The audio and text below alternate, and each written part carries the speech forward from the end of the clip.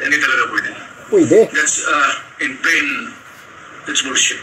Nako, nagalit Either na. somebody that is stupid Nako, or more stupid than the others. nako.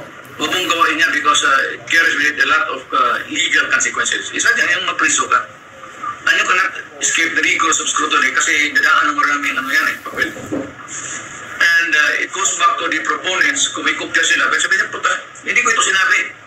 This is wrong because I never advocated for this kind of action.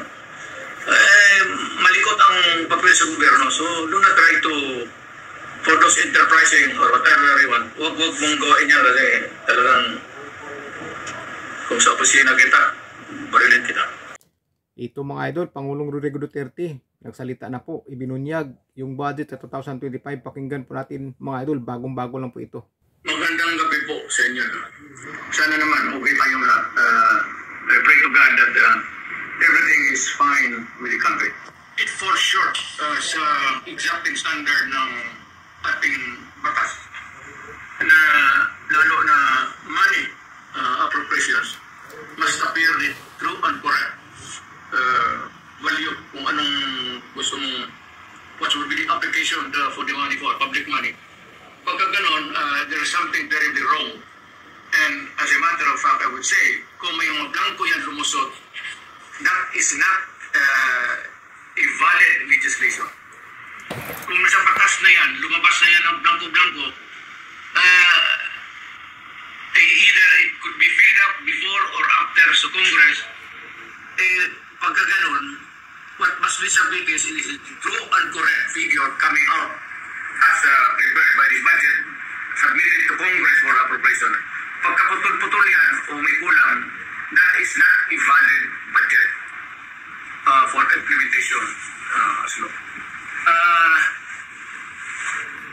It's not only inaccurate, but I think the budget is in totality invalid. Hindi ka pwede mag-blanco-blanco dyan sa pera ng tao. Ano ka man? It's people's money. Maglagay ka ng mga provisions, but without the true and correct items or money that will be appropriated by Congress, by the people owning the money. So everything must be explained, clear, patent, without doubt, na itong pera na ito, para ito sa ganito.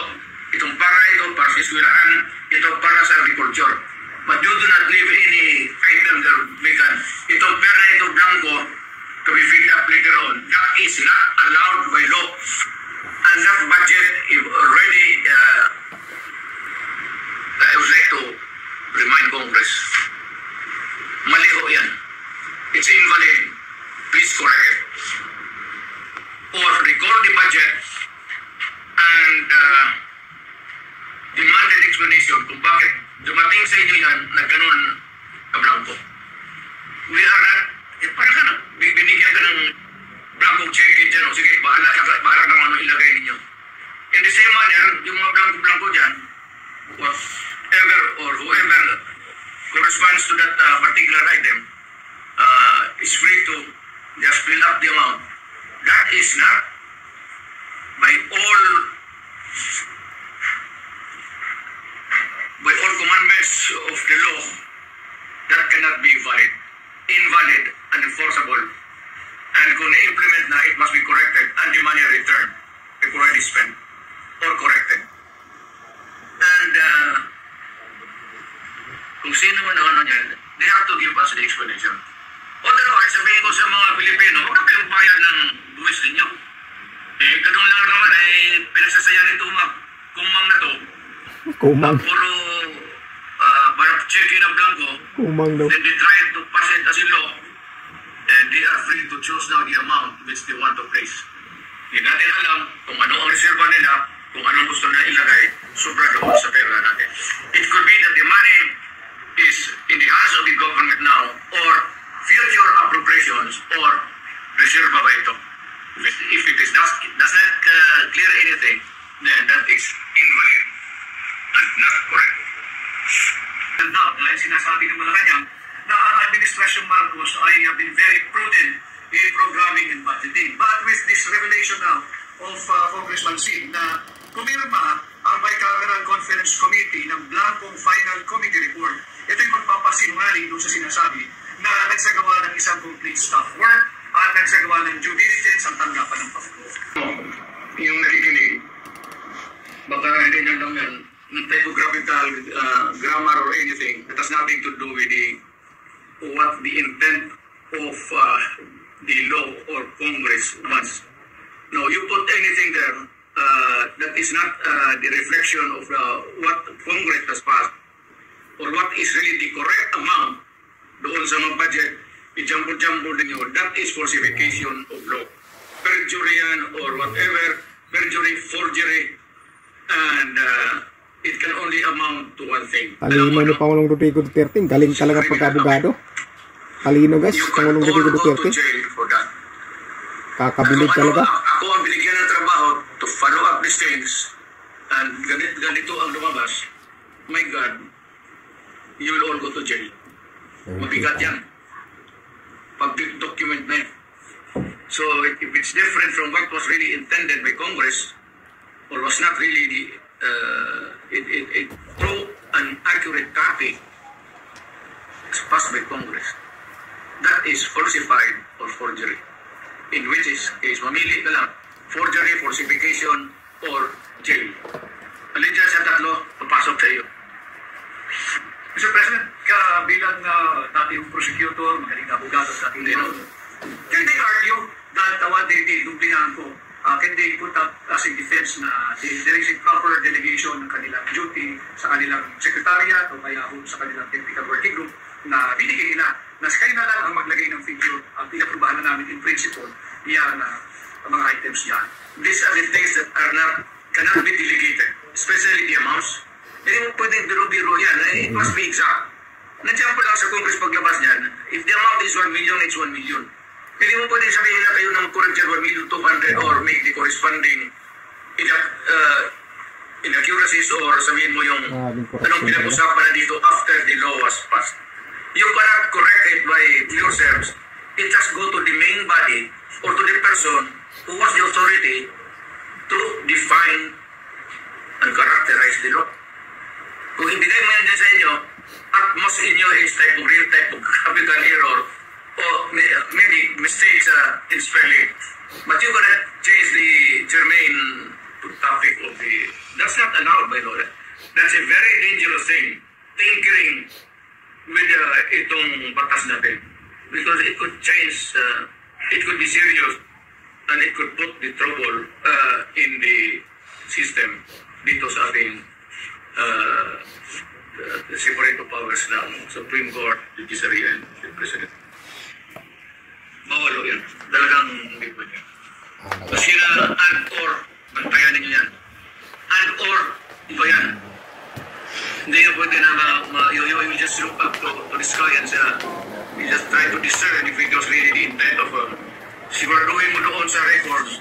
Makinig ako anong pinagsasabihin ng mga lawmakers doon o what is the intent or what is really this spoken words. Mahirap lang kayo dito sa baba. Hindi naman ako minamaliit ko kayo. All the lawmakers aside from the lawmakers, do not pretend to know. And do not pretend to get what is right and what is wrong, and what is true and what is false. Talagang accurate yan. Refer to the records, and if you cannot get it from kung hindi masyado klaro, then you listen to the recorded history doon sa Congress. Maraming mga sinographic notes dyan eh. Hindi naman isang tao dyan. May sinographic notes ang Senate, the individual senators, and yung report ng Congress itself. You cannot, do not say that you cannot go wrong. Hindi ka pwede sa'yo magkamali ka. There's so many records to refer to or get into what is really the accurate and true. Whatever it is that is to be preserved in the document, whether it is a law, resolution, or official document. Yeah, hindi talaga pwede. Pwede. That's in plain, that's bullshit. Nako, nagalit Either na. somebody that is stupid Nako, or more stupid than the others. nako. Huwag mong gawain niya because it carries with it a lot of legal consequences. Isa dyan yung mapriso ka. And you cannot escape the rigors of scrutiny kasi dadaan ng maraming ano yan papel. And it goes back to the proponents, kung may kopya sila, pero sabi niya, puta, hindi ko ito sinabi. This is wrong because I never advocated for this kind of action. Malikot ang papel sa gobyerno. So, do not try to, for those enterprising or whatever everyone, huwag mong gawain niya kasi talagang kung sa opisina kita, barilin kita. Totoo, para mga akong pinaiya. Tawanan ako ng mga congressman. So, mabuti yung alam ninyo. So yun mga idol. Balilan ka agad para wala ng istorya. Gulo ko naman. Trial ba tayo ang gastos yan? Oo, di ba? Yes, Congressman City. So pagkaganyan talaga mga idol, hindi talaga asinso ang bansa. Pagkaganyan. Pagkaganyan ang mga ginagawa ng mga opisyal natin na mga pansarili lang ang iniisip. Hindi po talaga tayo unad. Mas lalong malulugmok sa kahirapan ng bansa, lalong-lalo na po ang taong bayan. Kawawa po tayo mga idol, nagbabayad po tayo ng buhis. Talagang mandatory ikakalta sa sweldo natin. Pero lugmok pa rin tayo sa kahirapan. Grabe, nagbabanat tayo ng buto, tagaktak yung pawis. Makapagbayad lang tayo ng buhis. Pero ito ngayon, nakikita po ni Pangulong Rodrigo Duterte.